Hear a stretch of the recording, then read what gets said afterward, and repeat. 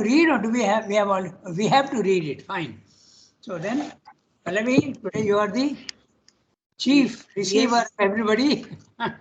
So Yes, Rangada. yeah. So you start reading today.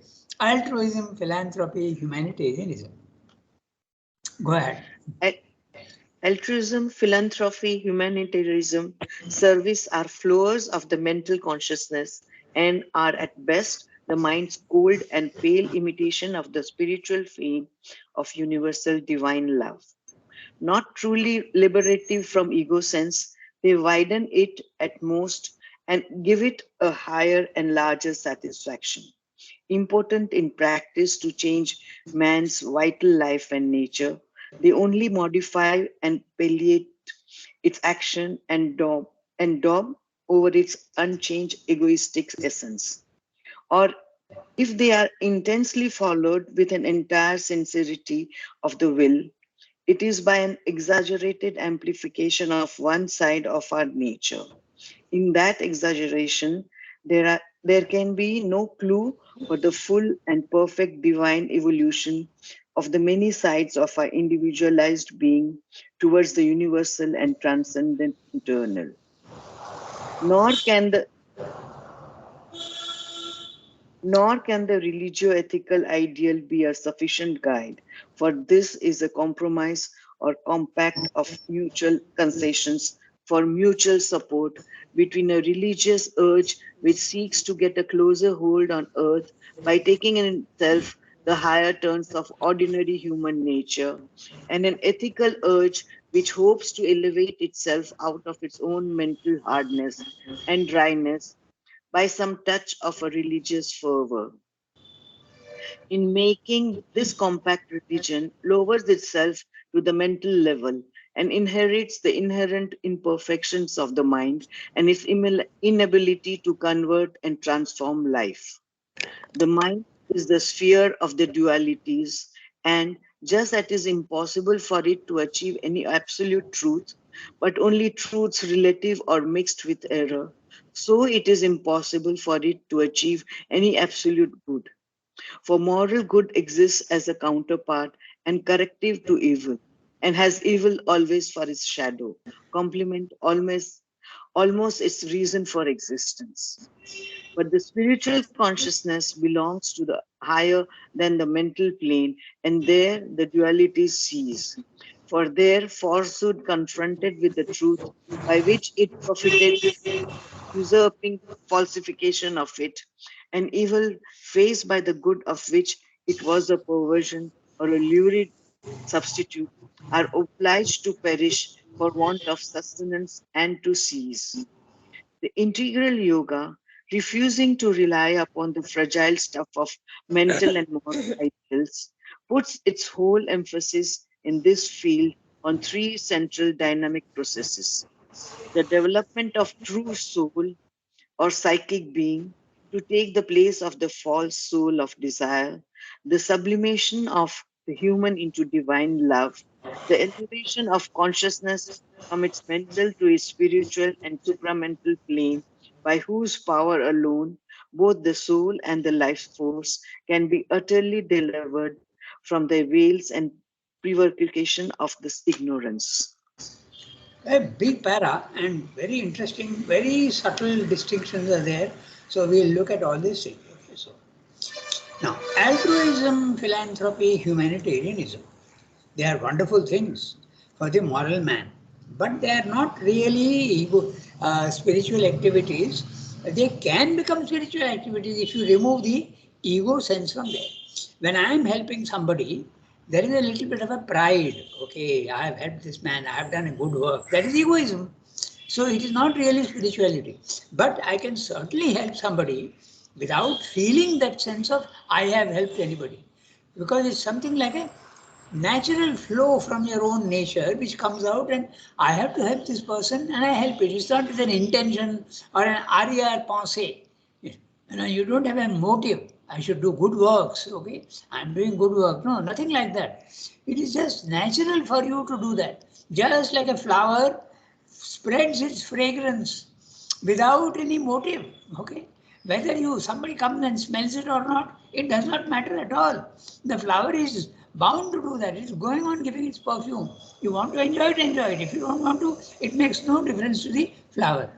So exactly in the same way, when you do these works, altruism, philanthropy, actually I think it's pronounced altruism, I think. So altruism, philanthropy, humanitarianism, okay? They're all different types of activities. So humanitarianism, you think human beings should be helped everywhere. Service are flowers of the mental consciousness. Flowers, okay, but the word has been broken into FLOW, and the next is in the next line. So we are likely to read it as flow. Okay, so these are flowers of the mental consciousness. They are wonderful, they are flowers. But from where are they coming?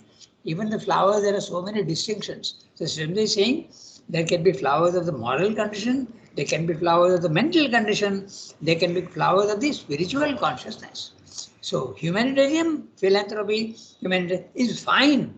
They are very good things, but they are not really spiritual if there is ego motive behind what you are doing. Okay. In fact, 90% of the time it is like that. On my birthday, I will feed the poor. I will feed 100 people, and you even advertise in the paper. Today, so such and such has fed so many people. Okay, so this is what he's saying. Our service, our flowers of the mental. He is not finding fault with it. It's very good for the normal man to do that. It's much better to have altruistic and philanthropic motives rather than be selfish. So certainly it is far superior to the normal man, but it is not yet sufficiently developed into a spiritual activity. That's what Sarvi is saying. But it can be, as we said, we discussed it. Huh? So service are flowers of the mental consciousness and are at best the mind's cold and pale imitation of the spiritual flame of divine, universal divine love. When you are in the spiritual consciousness, this love is a flame. There is intense emotion, okay, and it is to everybody that you give your love. But in the humanitarian and philanthropic, I will give my help to those who are suffering, not to everybody. You are being a little exclusive. Nah? So this is the difference. Nah? So this is the mind's best cold and pale imitation. These are all pale imitations of the spiritual flame of universal divine love. So there is a huge difference between spiritual love, helping everybody, maybe subtly, but not only subtly, it can also be very gross. Okay, it can be, but gross money, I mean dense, physical. I mean, not gross in a negative sense. Okay, physical. You can get, you can certainly help people. So this is what the difference between the two. Now, not truly liberative from ego sense. So Amda is giving a little bit of a leeway. Okay, there's a little bit of a play. Altruism and philanthropy and humanitarianism can be egoless. But normally, if you are so concentrated only on your own aspiration, you are not so bothered about the suffering in the physical world, because you know that today if I feed somebody, okay, what about tomorrow? So I am not solving the problem of suffering and hunger in the world. Okay. So if you are really spiritual, you will try to find a solution which is permanent, not temporary, not one day I have fed somebody, I am satisfied, but what about tomorrow? What's going to happen to him tomorrow? So this is the defect, or rather the shortcoming of humanitarianism. So spiritually, you will try to help everybody, but not necessarily physical. It can be physical also, but certainly it is spiritual. What you do is going to help everybody permanently, provided they are receptive to your propagation of love, of light, of consciousness, of force. Okay, otherwise you do that. It's like a lighthouse. No? A lighthouse is turning around and giving light to all the ships which may be in distress, but some ships may not receive it. If the ship receives it, then it is benefited. So this spiritual action is like a lighthouse. Okay, irrespective of who is receiving, it goes on giving. So, not truly liberative from ego sense. What does they do? They, altruism, philanthropy, humanitarian service, they widen it at most and give it a higher and larger satisfaction. The satisfaction that you get from egoistic action, there is some satisfaction, but very egoistic. But when you do it for others, there is an egoistic satisfaction, but it's much wider and much better. It's a higher satisfaction. That's what Swami is saying. Certainly it's high. Now, what is its defect? The defect of humanitarianism and philanthropy. Impotent in practice to change man's vital life and nature, they only modify and palliate its action and daub over its unchanged egoistic essence. So they use very interesting images here, so we'll look at what he's saying. He says it is important. Philanthropy is important. It does not really change your nature. The one who is doing philanthropic work, it does not bring him necessarily to a spiritual level of consciousness. Cannot. Because it is ego. And the egoism is the negation of a spiritual life. When you are really spiritual, the ego disappears. Remember, when you climb, your consciousness climbs out of the body-mind life and stations itself outside the body, and there is no more identification with the body-mind life, then you are in a consciousness where there is no ego. Okay, there is absolutely no ego there. There may be a little bit of a shadow of an ego, but the ego is usually not there. So he's saying, important in practice to change man's vital life and nature, they only modify. There is those four things that he has said: altruism, philanthropy, humanitarian service. They only modify and palliate. The word palliate is very interesting. Palliative is a temporary medicine which relieves your pain, like a painkiller. You take I'm getting a headache, I take a painkiller, in 10 minutes my headache disappears. But it will come back again tomorrow. So palliative is a temporary cure. Okay?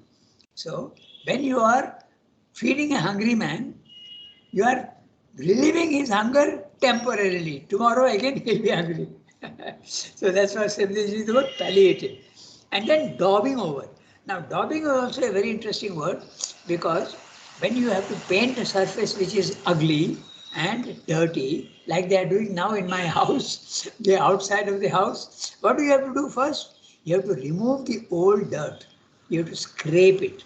You have to get rid of all that dirt, and then you put, number one, you put a first primer coat. Then you put the final coat. Those who are doing construction work know that. So, but daubing over means without removing the dirt at the base, you just put a coat of paint on it. Okay, it's temporary. After some time, it will disappear. So the word daub is very interesting. Okay, so daubing is not changing fundamentally anything, but just covering it up with a fresh coat of paint, which will again be affected by the basic dirt behind it. Okay, so that's what he's saying. It's a very interesting image. Okay, so, and daub over its unchanged egoistic essence. So when you are doing philanthropic work, your ego is there in the background and you are taking full credit for it, and it is not really changing you. So what do you have to do to change yourself and go to spiritual level of consciousness? You have to remove your ego. And how do you do that? That can't be done by mental effort. You have to rise to the higher mind level, which is the level 2. You have to lose your identification with body, mind, life, then the ego disappears. It's a consequence of your rising to the higher level. Okay, I go to the next sentence. Or if they are intensely followed, again the they means the four things that he's talking about earlier: altruism, philanthropy, humanitarianism. By the way, let's look at what he's saying. What is altruism? Altruism is, I'm going on saying altruism is altruism, okay? It's pronounced altruism. Oh, it can also be pronounced altruism, I'm sorry. Both are possible. The quality of unselfish concern for the welfare of others. This is the altruism. Rangadhan, Yeah, tell me. can you explain the nuances between these 4 words? Like Yeah, what that's is right. altruism? What is philanthropy? How is it different? Let's do that. Yeah, very interesting what you're saying. That's exactly it. So altruism or altruism, both can be pronounced.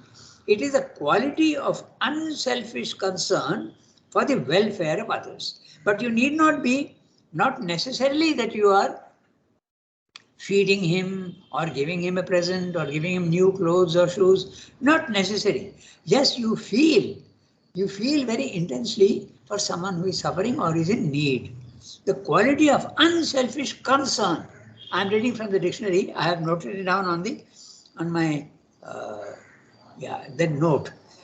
Quality of unselfish concern. It may not be active, it can be passive, but you are sensitive and you feel for others.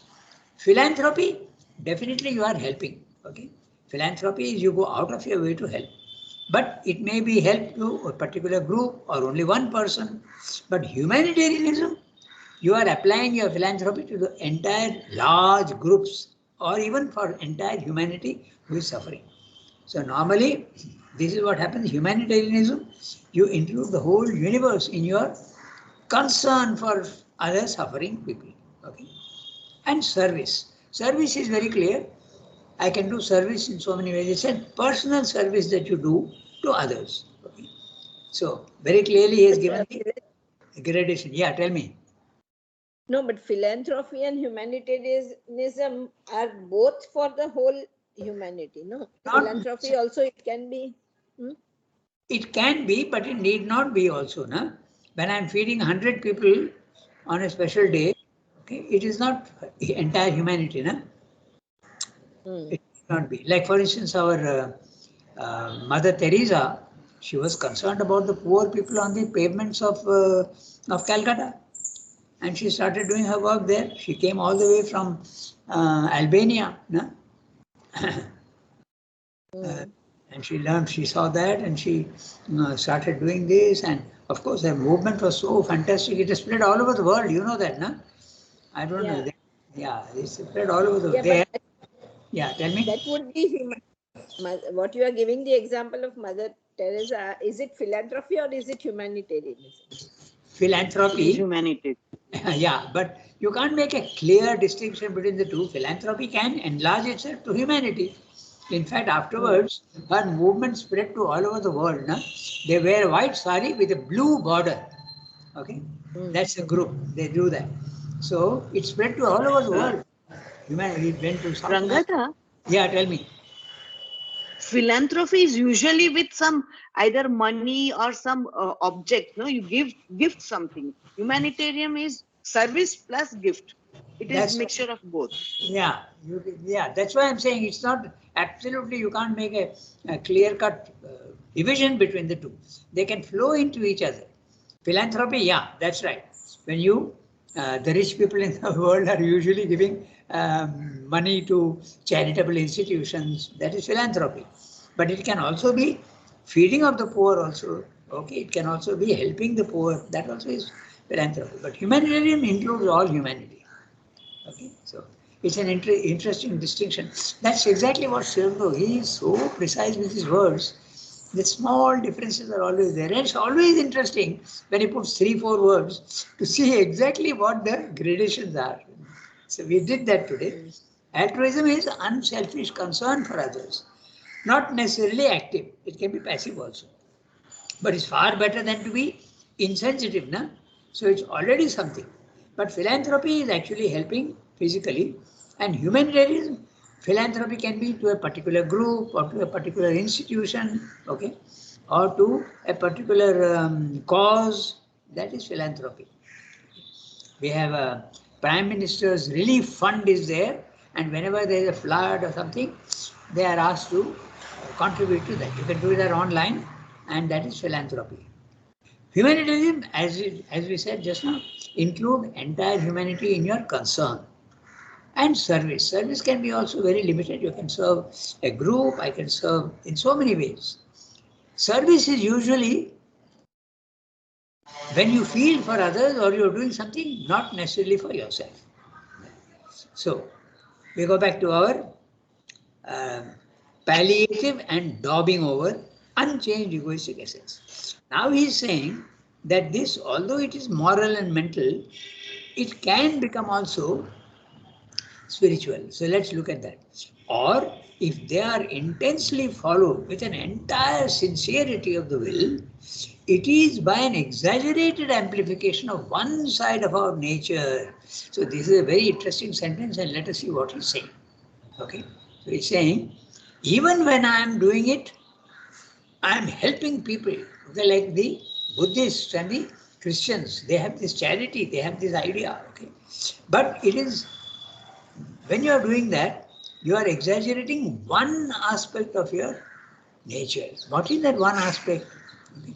When does the urge for humanitarianism and philanthropy come? When you are hurt by the suffering of others. And if you are hurt by the suffering of others, then you are in a consciousness which is not perfect. It's a very subtle thing. Just follow the argument. Okay. Your spiritual consciousness should be one in which you are concerned about others without being hurt. There is a big difference between pity, in which you are hurt somewhere, and compassion. Compassion is concern for others without being disturbed.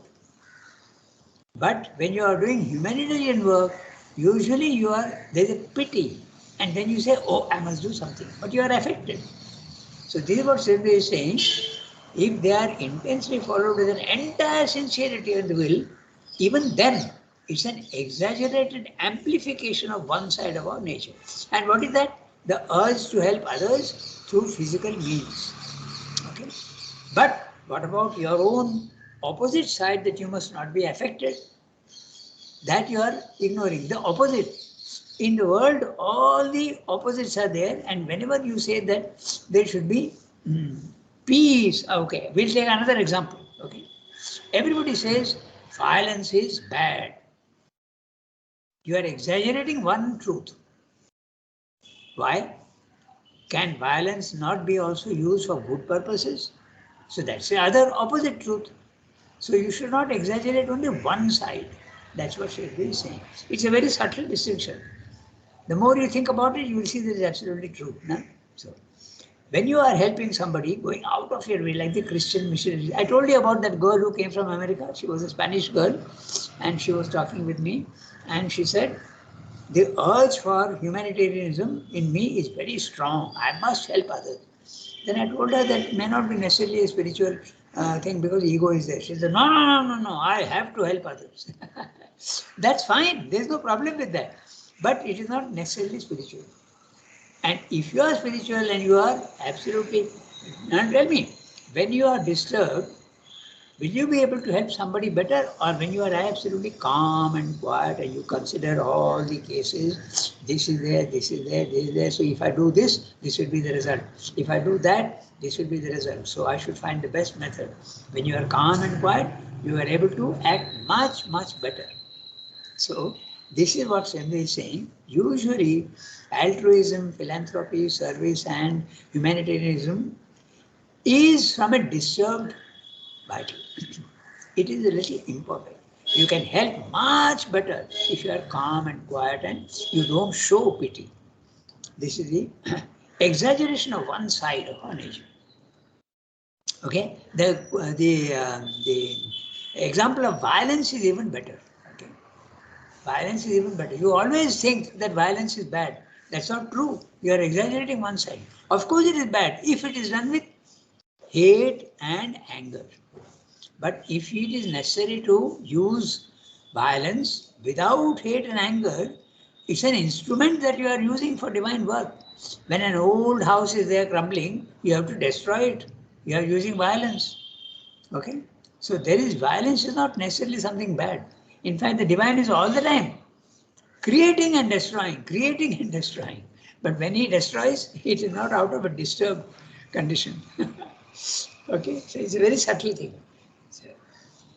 So now he's saying, in that, okay, so think about it and you will see that what we are discussing is absolutely right, because in the physical world, at our level, there are always two opposites and both are true. No? We have discussed this many times. Dualities, okay, and everything, okay. Compassion and unselfishness is certainly good, but is it not true that sometimes you have to develop yourself and therefore there is a little bit of selfishness in it? When you are concentrating only on your own development, you are not bothered about others, but is that not legitimate? So this is all the dualities in the physical world are both have a truth in the physical world. You have to see the essence of the truth and you have to see the outer imperfection on it. Okay. So as I told you, I'll go a little more, I'll give you another instance, telling the truth. Morally you say, oh, that's the only thing. But you are exaggerating because first of all, you don't know what truth is. Secondly, you can use truth for wrong purposes. That's the interesting part. So you have to, when you're saying truth is the only thing one should do, you are exaggerating. Because sometimes falsehood also can be used for a good purpose. Okay. How? Okay. We give this example of I am sitting in one place and suddenly someone comes running to me and says someone is chasing me to kill me. Okay. Very gross example, but it is there. You can think about it. Someone is, please hide me somewhere. So you hide the person. Then that murderer comes and says, where is that fellow? Will you tell him the truth? Or will you tell him a lie? So this is a very gross example to show that falsehood also, falsehood and truth, okay? Cruelty and compassion, okay? They are all dualities and both have a truth in it. Cruelty, you may wonder how cruelty can be a good thing. What about euthanasia? No? You are actually killing someone, but with a good intention. You know euthanasia, no? Mercy killing. Okay? Yes. When a horse has fallen and broken its leg and you don't have any way of repairing that leg, it's not uncommon for people to shoot the horse dead. Okay? His suffering is ended. So you can do that with human beings also, although you're not allowed to. Euthanasia. So apparent cruelty, okay, is apparent. So dualities are all to be, you should not exaggerate only one side of it. Sometimes it is necessary, but you must also realize that the other side also has a point. So that's what Sundar is pointing out here. Okay. So, But saying, Rangada, yeah, tell me. Shiva, Lord Shiva is portrayed as the destroyer, no? And Yes. he is always portrayed as if in anger he destroys, not with that calm peace. Yeah, No? but yeah, there's a slight exaggeration of the human element in that. Okay, because remember these are all our own ideas. The basic idea is Brahma, Vishnu, Shiva. Okay, Yes. they are the divine. If you think only of the divine, he is constantly creating the world, but he is also constantly destroying the old and bringing in the new. Nah? So that's happening all the time in the world. Nah? The old trees are dying out and new trees are coming up. Old civilizations which were imperfect have died out and new ones are coming up. So there's a constant construction and a destruction. So Shiva represents, it's a human idea. Shiva represents the destructive aspect. Okay, yeah, it's true. Because there's a story na, that when one day he was concentrating and Madana, okay, who is Madana in English? What do you call him? Cupid, the god of love. He comes and puts a little passion into him to disturb him, and he gets so angry. This third eye, he burns Cupid. Okay. So that is the so anger. Usually, uh, at the divine level, it is not there. It's a destruction which is uh, meant to be the right action. so, so then we come to this saying,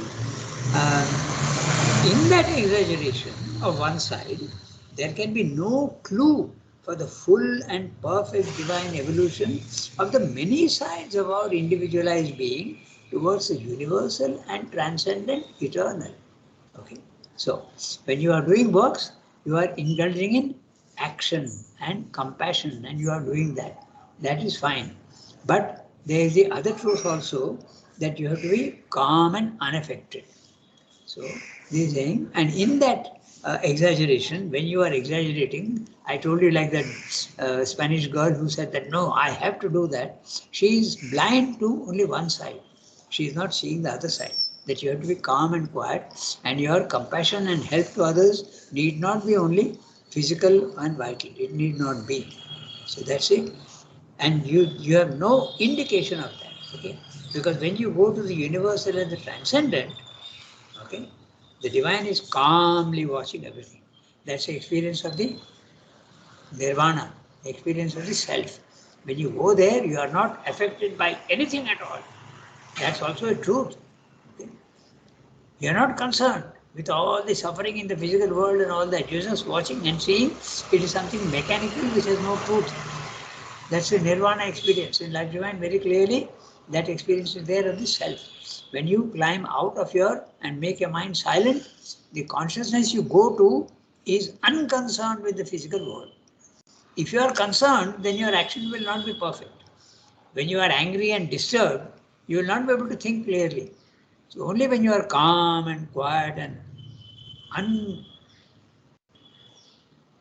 unconcerned, then you will be able to act much better. You will be able to logically see what has to be done. Okay, so that's what he's saying. Transcend, universal transcendent. Nor can the, I go to the next sentence, nor can the religio-ethical ideal be a sufficient guide. Because religion is, the difference between religion and spirituality is that religion is mostly, it's not, again, there's a gradation between the two. Religion is mostly stuck on the outward forms, okay? Puja, okay? The waving of arati, waving of lights, okay? Lying down and doing pranam, okay? I'm not saying that it is bad, but they are the outward, because you can do pranam while you are thinking of something else. Okay? But the spiritual is, the real spirit is there in you. Whether you do pranam or not is unimportant in a spiritual life. But the attitude within is the real thing. So Swami is saying, nor can the religio-ethical ideal be a sufficient guide, for this is a compromise or compact of mutual concessions for mutual support between a religious urge which seeks to get a closer hold on earth by taking into itself the higher turns of ordinary human nature, and the ethical urge which hopes to elevate itself out of its mental hardness and dryness by some touch of a religious fervor. The complicated sentence, have a look at it very carefully. Nor can the religio-ethical ideal be a sufficient guide. Guide for what? For a spiritual life. For this is a compromise or compact. Now the word compact is very interesting. It means a pact with two people. Okay, you have some ideas and somebody else has an idea, and then you have a pact. Okay, it's a compromise. Okay, you give up something of yours and the other person wants to give something, it's a pact. Like we have in the world, we used to have all these NATO pact, okay, North Atlantic Treaty Organization, or we used to have Seattle pact, okay. Then we had also a pact with Russia just before the Bangladesh war. Like that, there are so many. Now there is other pacts are also there, compacts, like the Quad, you know that, no? America, Britain, America, India, Australia, and Japan. It's a compact. Okay, it's an agreement that we will all work towards a common good. So, and here, what is the agreement between the religio-ethical ideal and something else? And what is that something? He is telling you. Is a compromise or compact of mutual concessions for mutual support between a religious urge which seeks to get a closer hold on earth by taking into itself the higher turns of ordinary human nature. Higher turns of ordinary human nature. Ordinary human nature, selfishness. A higher turn of ordinary human nature, unselfishness. And you want to do something for others. But it is still not it's not yet a spiritual action. So there is a compromise. So humanitarianism and all this is a compromise between the lower and the higher ordinary life. That's what he's saying. And an ethical urge which hopes to elevate itself out of its own mental hardness and dryness. Own mental hardness and dryness, when someone is very unconcerned about others and there is a carelessness about others suffering, that's a mental hardness and dryness that he's talking about. So when the ethical urge is there, it is trying to correct that. Okay? It is much better to be sympathetic to others and give help to others than be selfish. That's what Sridhar is saying. By some touch of the religious fervor. So when you do that, when the religious fervor is there, it's a compromise between the higher ordinary life and the lower ordinary life. In making this compact, religion lowers itself to the mental level and inherits the inherent imperfections of mind and its inability to convert and transform life. This is exactly what happened in lowers itself. It happens everywhere, no? It happens also, the best cases in Europe, okay, the sale of indulgences, okay. The religion is telling you that you must be pure to qualify to go to heaven. But then when someone is about to die and he has committed a lot of crimes, they call the priest and the priest gives you absolution. You know that, no? So absolve all your sins. And you pay a little money to the priest and he absolves you. This was in Europe, it was the sale of indulgences. You are being indulgent towards that fellow. It's a compromise. You are coming down in your level. Okay. So that's what is happening. Here also, in our India also, there are so many compromises like that. No? So when a young girl becomes a widow, because earlier very young girls used to be married off. No? Of course, you go to your husband's house when you are after puberty, you can go to your husband's house, but the marriage used to take place much earlier. Okay, it was like that. There is a purpose for that, but anyway, that's another subject altogether. So, I can tell you that even my mother was married at the age of 7. Okay, and my father was 14 then, but they started living together much, much later. Okay, so this is what used to happen. So what happens if that young girl becomes a widow? It's a sign of inauspiciousness, and you throw them into the widow's home in Varanasi. Okay, this is to be the thing. So you are trying to avoid the inauspiciousness, but you are doing something very cruel. So again, a compromise. Corrective to evil and the mind is a sphere of dualities. That's exactly what we were saying. No? So when you are in the mind consciousness, there are dualities, there are opposites. And all the opposites have their validity.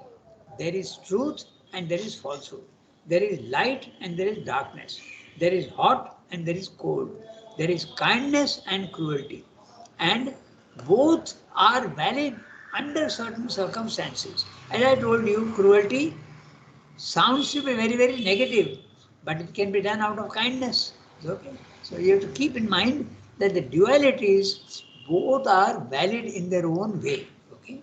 So mind, when it makes only one side exaggerated truth, it is not absolutely correct. Okay? That's what Sridhar is saying. The mind is a sphere of dualities, and just as it is impossible for it to achieve any absolute truth, but only truths relative or mixed with error, so it is impossible for it to achieve any absolute good. Now, he is saying something very interesting. For moral good exists as a counterpart and corrective to evil, and has evil always for its shadow, complement, almost its reason for existence. Okay? Now, I'll give you an example, and you have to understand it correctly. It's in the politics of India. Okay, so you are being kind to the Muslims. The Congress government, when it was there for 30-40 years in India, they were being kind to the Muslim community by allowing everything that they wanted. Okay, but You are allowing them, but you are not doing the right action to elevate them to another level at all. Okay, so you are actually harming them in a certain way. Okay?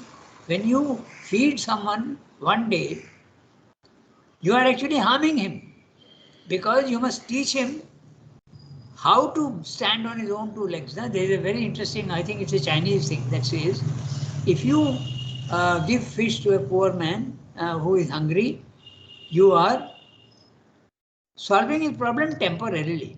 But why don't you teach him to fish? Then you have solved his problem permanently. So there is a difference between the two. Okay, so that's what Sridhar is saying.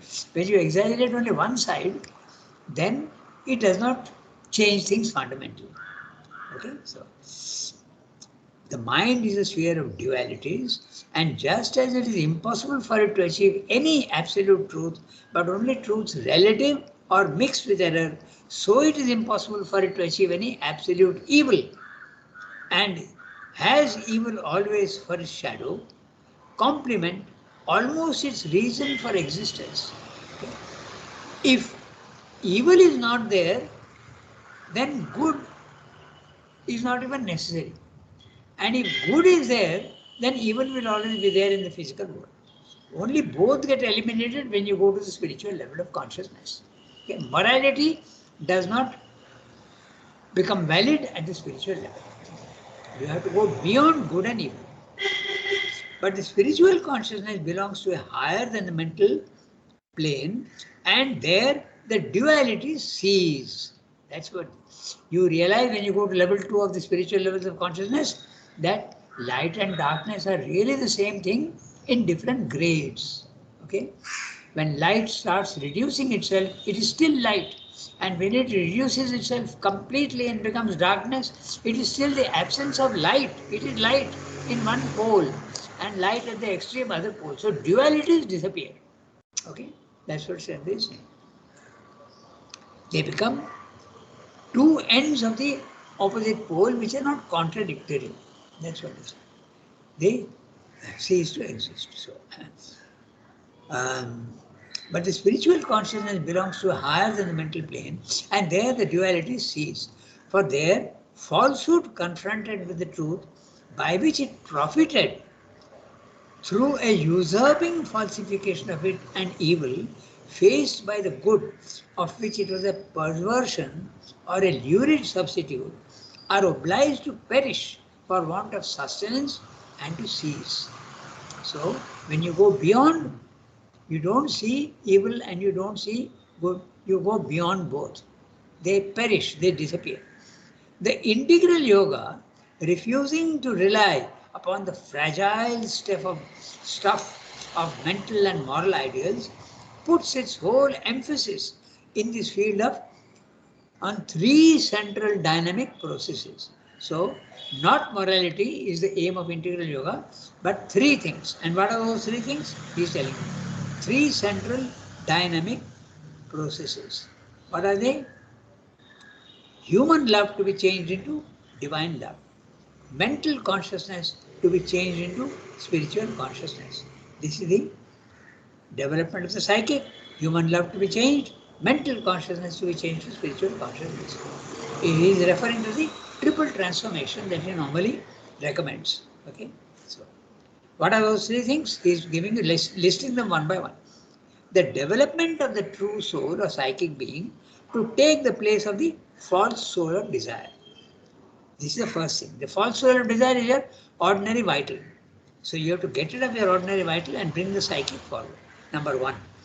The sublimation of human into divine love. Human love is good, but it is limited. It has to be into divine love, which becomes impersonal, calm, quiet, and pity changes into compassion. That's a divine love. Elevation of the consciousness from its mental to the spiritual plane and supramental, by whose power alone both the soul and the life force can be utterly delivered from the veils and prevarications of the ignorance. The word prevarication means deliberate ambiguity or vagueness, deviation from truth. So prevarications, when you are in the dualities, you are in the prevarication. Prevarication. classification, because you are making a distinction wrongly between good and bad, between light and darkness. So this is what Sridhar is saying. So what is the suggestion to avoid this egoism of this morality? First, bring the psychic forward. He calls that the psychic transformation. Second, the spiritual transformation. Get rid of your identification with body, mind, life and go up beyond your head, beyond the, and station yourself in the higher mind minimum. Okay, that's the second. So in the first movement, you get love. The psychic comes forward and you get love for everything. For humans, for animals, for flowers, for everything, there is love. That's the first thing. Second thing, knowledge may not be there when the psychic comes forward. So rise in consciousness and get knowledge. And knowledge is calm. There is no emotion there. So first you have love, then you have also knowledge. Love need not have knowledge. Love can be blind and you have knowledge. Then even then you don't have the power to change human life. So what do? You go to the third, supramental plane. So this is what Sridhar is saying. Three central dynamic processes: psychicization, spiritualization, and supramentalization. Here it's not very clear, but he has mixed spiritual and supramental. He has discussed this in the Life Divine, the triple transformation, in great detail. Okay, so this is what he suggesting. The integral yoga, number one, psychicization. Then everything becomes safe. Because if you try to spiritual, it can be very dangerous because you are climbing up. And if the staircase is bad, you will fall. So don't climb up before you purify yourself by the psychic transformation. Number one, psychicization. Number two, spiritualization, vertically going up. Number three, climbing absolutely to the top, supramentalization. Okay, so a very interesting para with so many subtle variations, and we had a, but still when you think about them, all sorts of questions will come up in your mind. Okay, and you can work them out with what we have discussed today. Okay, so au revoir everybody. I have crossed by 4 or 5 minutes. Okay, au revoir.